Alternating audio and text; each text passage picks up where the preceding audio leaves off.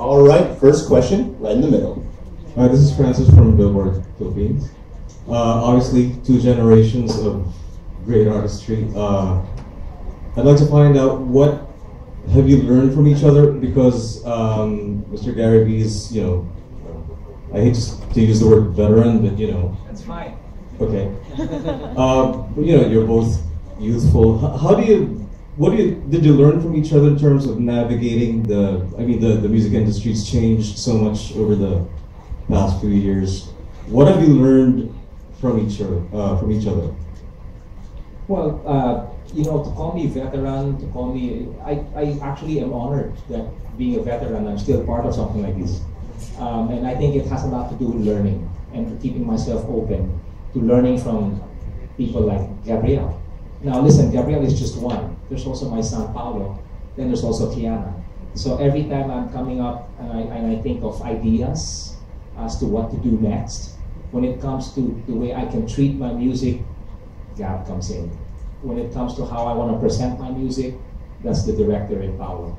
And when it comes to the sound, like, if I want to just chill, that's Kiana.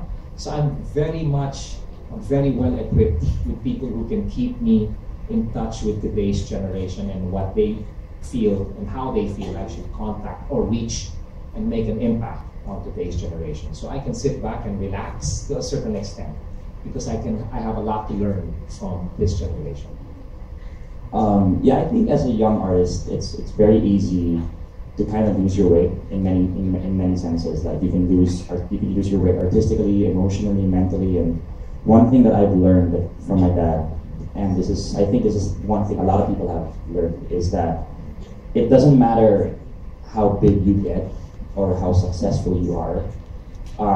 There are two things that will really keep you as genuine as can be. Is number one is your faith, just to always remember why you're here and why the Lord sent you here. And number two is, I think, is keeping both feet deeply planted on the ground. I mean, a lot of people always tell me, when I met your dad, he was the coolest guy.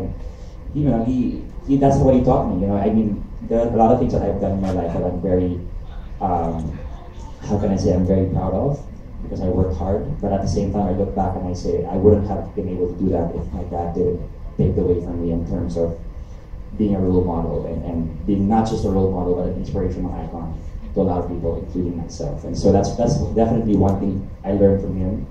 And definitely work ethic. I think that's, I lived with him for 20 years of my life. And so I saw how hard he works, and sometimes he wouldn't even sleep, and the next day he'd have to work again. And just, little things like that stuck with me. And until today, I still practice it. And I hopefully one day I can, make him and my mom proud in terms of how I carry myself. Thank you. Thanks, man. Hi, I'm Abby from Bangkok Post. This is Hi, Abby. This question is for Gab.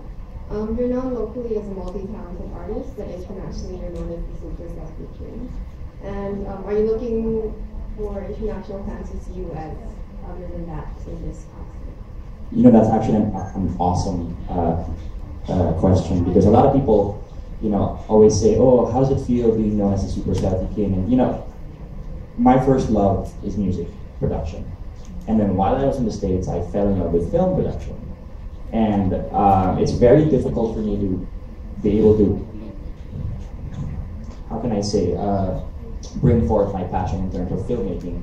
Because as soon as people see me or know that they're going to work with me, their initial reaction is, oh my God, it's going to be a crazy dance video, or it's going to be, he's going to be in tights and gold shorts and rainbow socks. And which, by the way, most of those outfits were his. Were mine. I was back in the day. Yeah, that's the funny part. It's serious. Like I think it was recently done. I was like, Dad. You still have some stuff? Yeah, they used to have some tight one-piece things. And he was like, yeah, let me check. And he sent me like these really pangit outfits that I did end up wearing, by the way. No, but like I think it's definitely something that I need to learn how to kind of differentiate. You know what I mean? Like I need people to know that, yeah, okay, I can be this fun, crazy, shameful guy wearing women's clothes. Anyway, or the other side, which is me wanting to create, content that actually matters, that actually influences people and inspires people. So I think that's still one thing that I need to kind of learn how to, divide and whatever. But that's an awesome question because I always think about it all the time. Thank you. Thank you. Hello, I'm Karen from Manila Concert Junkies. How does it feel to be part of MTV Music Evolution? And tonight you're going to perform together. So how does it feel? I think that the fact that MTV has chosen the Philippines to host or to be the venue of an event such as this, I think it says a lot about the country. It says a lot about the Philippines and how far we've been able to go and how big an impact we've had on different things, whether it's the economy or whether it's music. I think MTV is like saying, okay, we're gonna have it here now because this is where it's got to be. Will it ever be held here again? Will it ever be done here again in the years to come? Perhaps. But to be here, and to start it out, actually, I'm opening up the whole event tonight. It feels good, that like the gentleman said a while ago, he didn't know any other way to call me except a veteran. Yeah, I am a veteran. I've been around for 30 years. I think there's no other way to, 33 years to be exact. There's no other way to put it. So to carry the banner of MTV tonight, and it being done in the Philippines, it's a big honor. It's really, really a big honor. And I hope that it won't be the last. No, I know it won't be the last. But I hope that it sets up a great way of saying, you want to have it in the Philippines? Well, this is how it's done. And we're going to have fun. Yeah.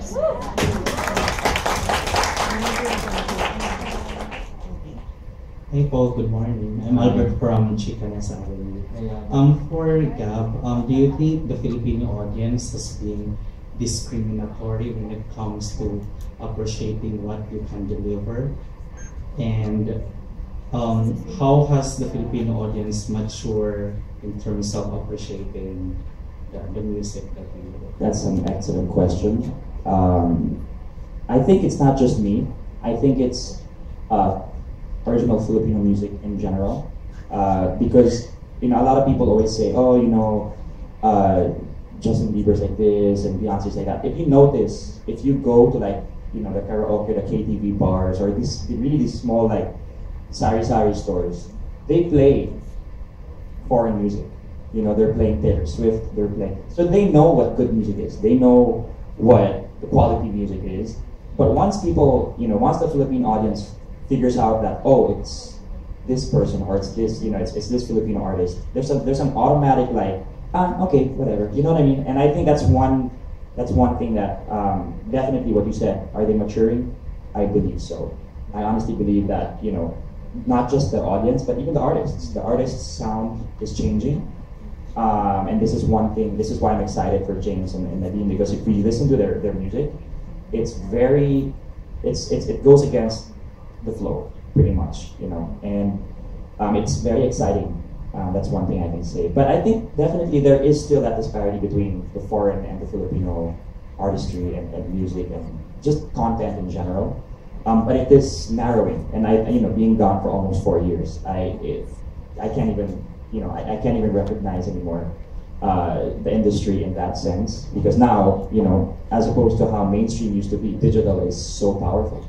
And so digital for me is very sincere, because then you've got dorks like me, doing what we love, and people actually appreciate it. And so for me personally, I think there is that evolution. That's why it's perfect, MTV evolution. I think there is that evolution of people appreciating certain types of things that they never used to, and it is definitely exciting. So it's something to look forward to.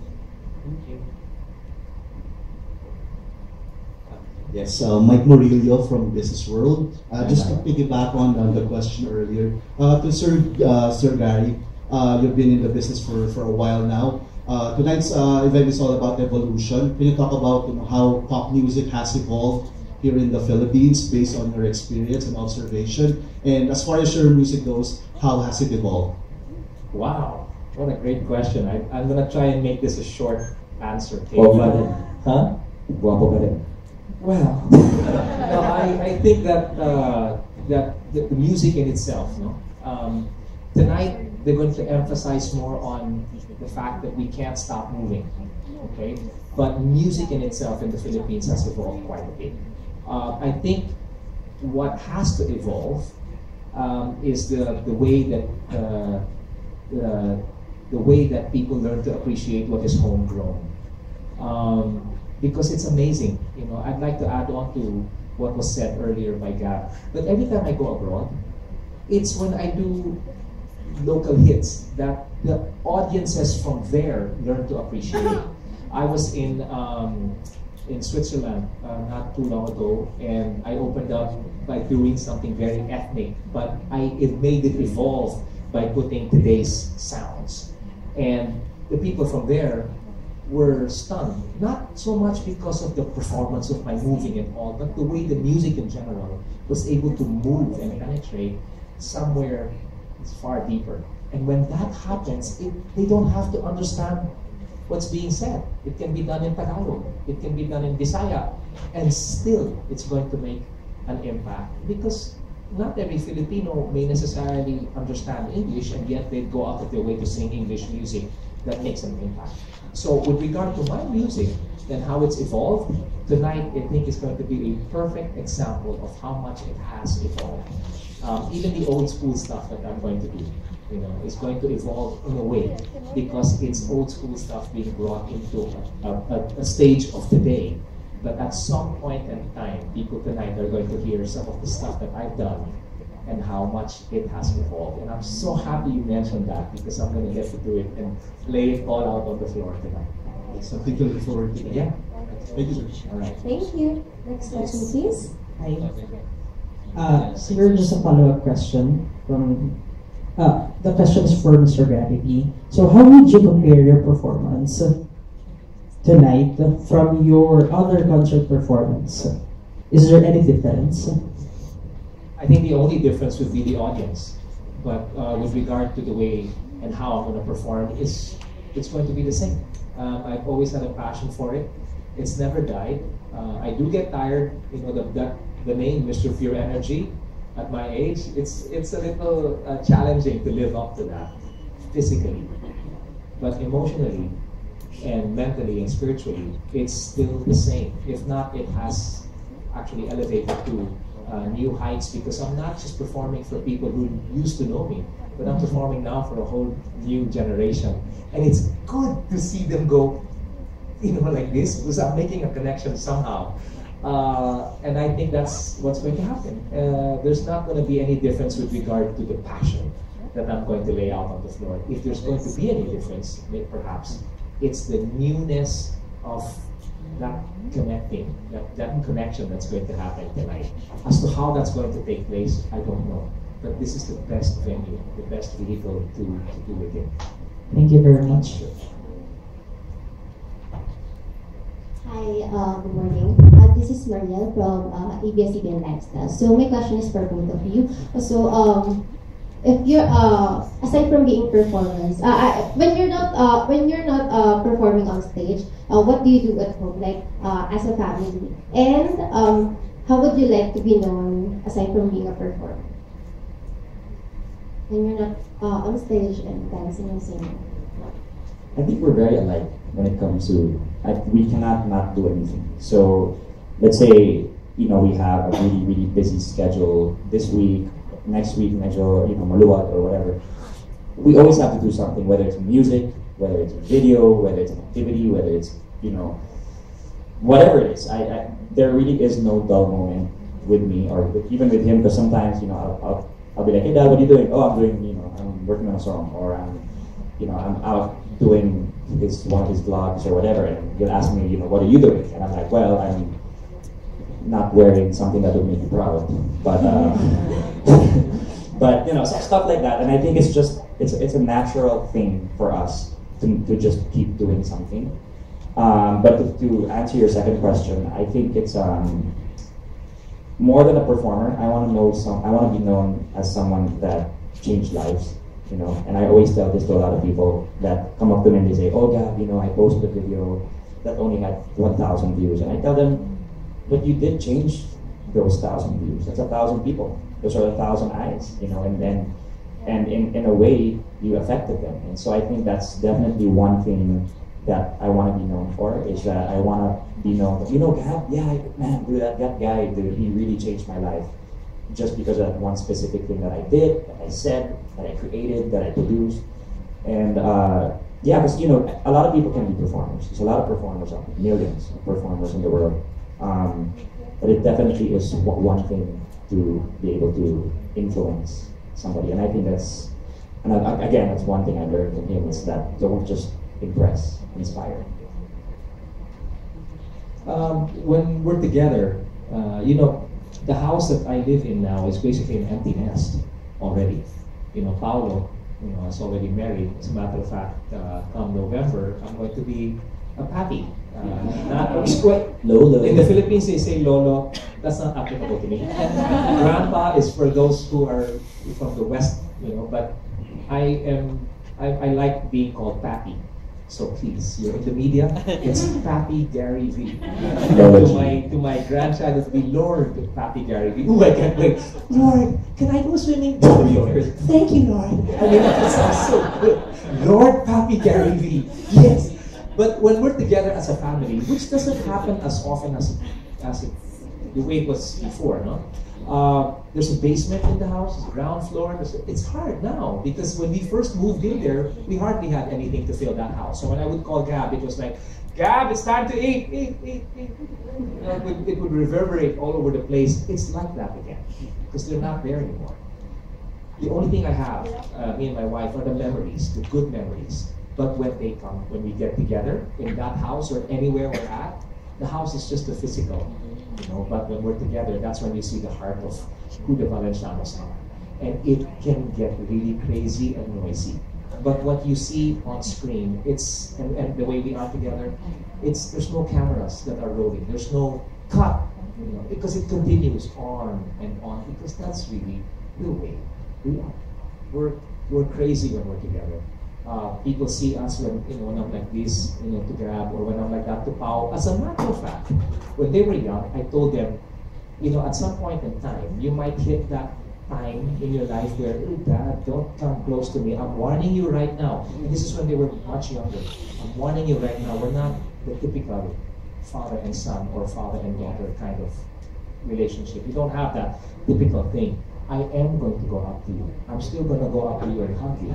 And I'm going to expect you to do the same thing. And so Gab has really taken that. He'll be that way. He's very demonstrative. But even my son Paolo still comes up to me and gives me this, hey Dad, who cares what the world thinks? This is what we are, this is how we are as a family, and this is how we always will be. Dad, hug me. I love you. Love is a prayer. I mean, that's just the way we are. And I love it when we are together. And so tonight, you'll see a glimpse of that, but in a different way. Through music. Thank you. You're welcome. Thank you. So much love on stage today. Oh my goodness, it's overwhelming. I love you. No, I'd like to make a follow-up. The way I'd like to be remembered, though, is just, as an artist who tried to meet people at the point of their needs. Every Tuesday, I have this thing called Chat Tuesday. It's CHOOSEDAY, wherein I choose what I want to speak about. The fans can choose what they want to talk about. The fans can also choose what they want to hear me sing. And that's not work for me. It's just something that I want to maximize how technology has allowed us to reach people all over the world. And that's the way I do it. So that's how I'd like to be remembered as. Okay, first of all, you guys are absolutely amazing. Like, I've never met a father and son. I'm just like, it's so inspiring. Yeah, you guys are not impressive. You guys are inspiring right now. We have two final questions left, and we'll go straight to the middle again. Hi, my name is Jill, and I'm from the Philippine Daily Inquirer. My question is, what for you is an ideal or near perfect music scene / industry in the Philippines, and do independent musicians have a place in it? What place do they have? Wow. That's a whole session of maybe an hour and a half together. But for me, the ideal thing is something to have events like this happen again and again, where you have artists coming out. The industry, the music industry, has taken a hit somehow in regard to sales and all that. But the love for music has never died. this is not to promote anything here, but I do have a show on July 15 and 16. It's called Gary V Presents, and who I'm presenting is what it's about. It's not about Gary V. It's who, not what, but who I'm presenting. Artists who, some of them don't even have a single out yet, but incredible talent that's meant to be seen again, and then again, and then again. So for me, that would be the ideal thing, wherein you have artists like myself, veterans, giving a break, giving an opportunity for others to shine. Because we, Filipinos all over the world. Ellen, I think, was the one. Ellen DeGeneres said it in her show. It's online. You can see it where she said there are certain truths in the world. One of which is that the best singers are found in the Philippines. And that has a lot to do with soul, and that has to do a lot with heart. You can't just sing from here. You gotta sing from here all the time. And I think the ideal scenario would be that there would be more avenues, more vehicles that would allow artists to come up, not in the spirit of competition.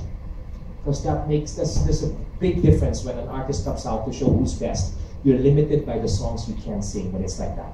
It's got to be, that biritan in the Philippines, we call it birit, where it's all up there in that higher register, when actually you can sing a song like, something that's really simple, and it can still make an impact that can go beyond the norm.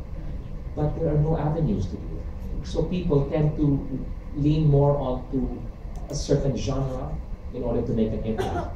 For me, ideally, create more vehicles. Some may work, some may not, but there will always be, as long as there's that attitude and that mindset now, let's bring out the best in the singers that we have, some of whom may come from grassroots level.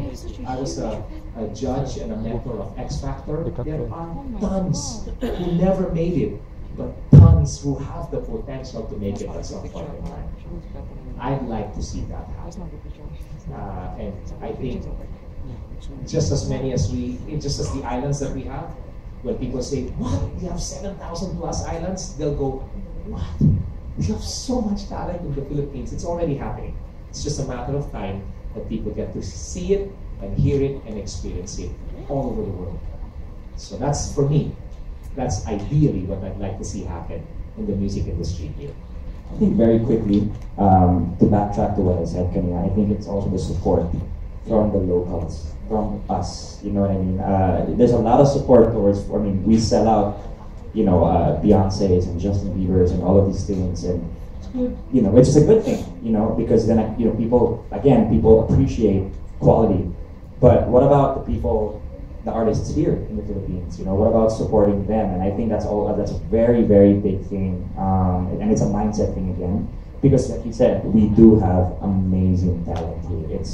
It's unbelievable. And I'm not sure if you guys know this, but we're banned to join a lot of competitions all around the world because of just how good the Filipinos are. And a lot of my friends have always complained to me, we weren't allowed to join this competition because they said Filipinos are, keep winning every year. And so it's just, I think it's a mindset change where, Filipinos are actually amazing, and we just don't know how good we have it, honestly. And a lot of people, all of my American friends and all my friends from all over the world always say, you have no idea how good you have it, because in the States it's so hard to look for somebody that can just do one line and kill it. Here you have like a choice between 100 people who can do it 100 different ways. And also, I think I would love it if singer-songwriters would not stop writing music, because that's where the originality stems from.